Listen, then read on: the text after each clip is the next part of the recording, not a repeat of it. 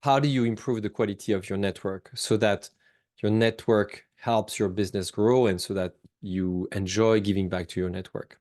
That's a question that I got in one of my coaching calls recently. And that's a question that relates to two of the practices of the strategic methodology. The first one is authentic outreach, which consists of reaching out and connecting with people with a sense of care, treating them like friends, and really creating the conditions to relate together in an authentic way. And the second practice that it has connection with is healthy productivity, because when you cultivate your network, it's an activity that, in my opinion, should be productive, right? In a healthy way. And I bring up this topic to you because I see so many people interested in playing the numbers games with their network, make it bigger and bigger and bigger and bigger. Like, there is not a single day when there's not a single day when I don't get an email from somebody who's interested in growing my network faster and bigger and guaranteeing me that we'll have calls with more clients in an automated way generated by AI and so on.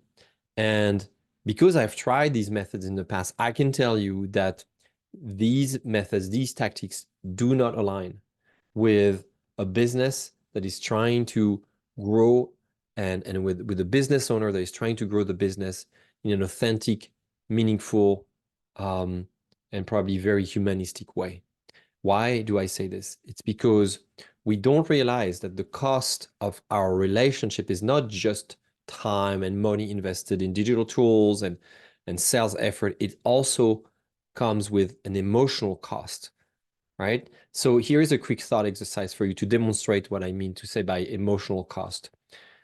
Try to think of a recent conversation where when you felt like you really enjoyed, you felt energized, you enjoyed the conversation, you enjoyed the presence of the other person or people if it was a group, and you felt like you were at your best. You had more ideas, your thoughts were clearer, you felt more relaxed. You really, truly, truly felt good about being here. Your body was more relaxed. You didn't feel any pain. Your breathing was more stable, and so on. You can also explore what it does to your body. So try to think. Just take 2-3 seconds. Try to think of a recent interaction of that nature that resembles what I just described to you. You got it? Okay. Now let's do the opposite exercise.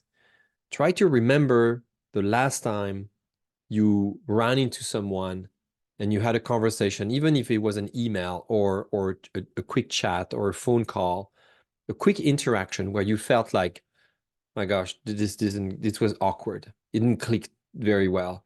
You felt the pressure to say something, and therefore you left the conversation very uninspired, a bit stressed out, not willing to talk to this person anymore. Well, this could be what happens if you connect, and if your network is a network with low quality, low alignment between you and other people. The quality of the network is really dependent on what is it that you have in common with the people you connect with. With friends and family, you may have a family life in common or a friendship life in common. With business, I really invite you to, as much as possible, be clear with and honest with yourself about the kind of people and what you share in common, with, and which kind of people you share these things in common. And really be honest about, do you get excited to talk to this person or that person about the thing that you're passionate about? Like, do you feel like it's reciprocal, or do you feel like you have to kind of, make some more efforts, and people are like kind of listening to you and crossing their arms and telling you that they struggle a little bit with your ideas, and that they're not ready for that change, or yeah, I think it's good, but I don't believe this is going to work for me. Do you feel and do you see in their body language that resistance? Maybe you shouldn't even hang out with those people. You shouldn't even spend time with those people. That is what true healthy productivity in sales is all about. It's all about the very first step, even before you have talked to people, being clear about the kind of people that you're ready to spend time with, engage with, and being very, very careful with that selection. Today, I was on a call with someone who wanted to inform me about the existence of a business advisor service for my business. And I thought I'll take the call because it sounded interesting.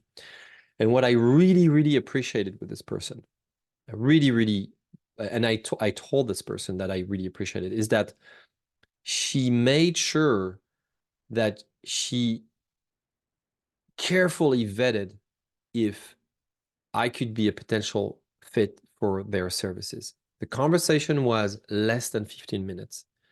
And in less than 15 minutes, we had an honest conversation, a careful conversation. We cared about our relationship more than we cared. And this person, cared more about the relationship than cared about selling me something.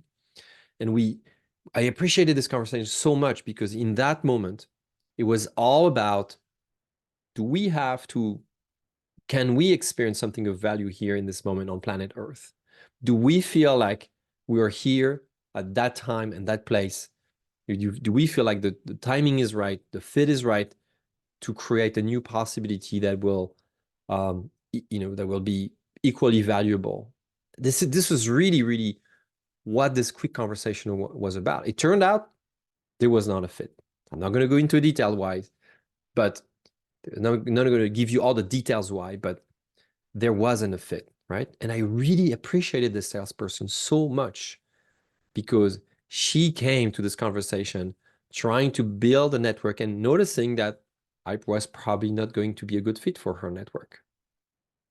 So I'd like you to look at your network in a very concrete way, right? Maybe you have a list of addresses, maybe you have on your phone some names, maybe you have on LinkedIn a whole network of people.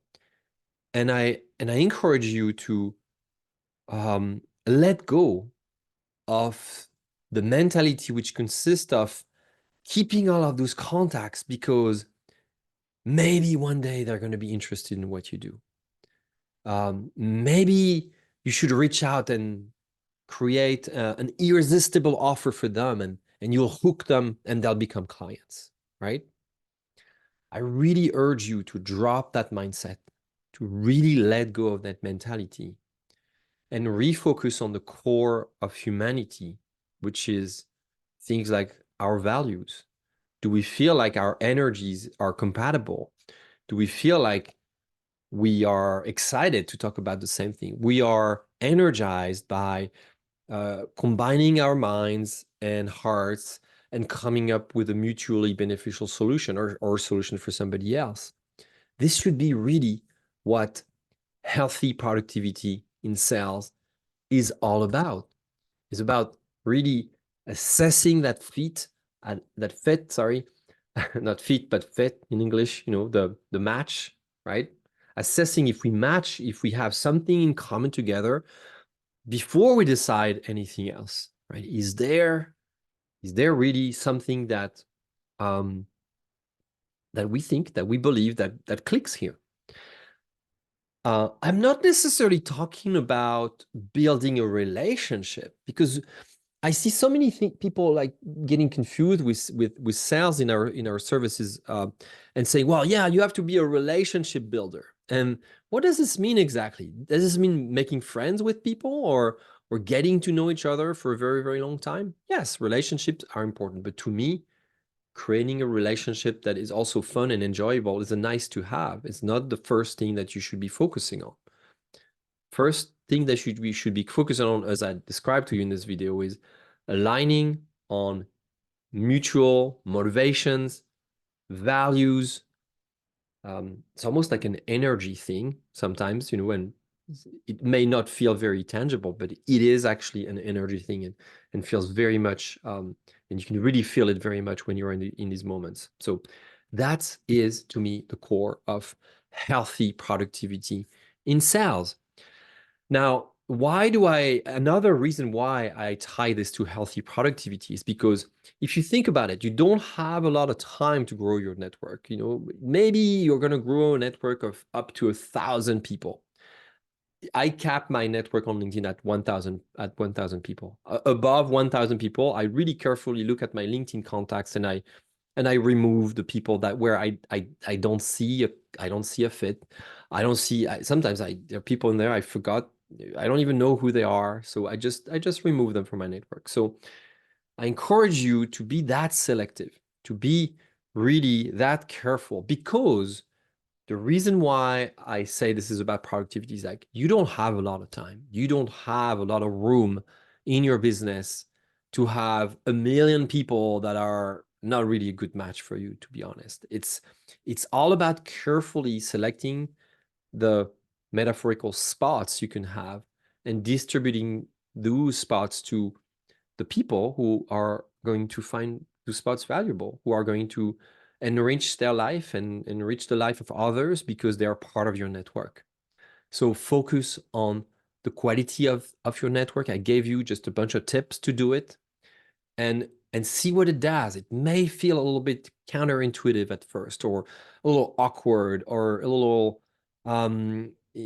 difficult. It's really, really difficult to let go of, the idea that you should have so many contacts and as my colleague George Kao says, engage in the practice not of networking, but of net caring for the quality of the relationships first, the quality of the interactions that you will have, and immediately notice, are you in the net caring mode or are you in the networking mode?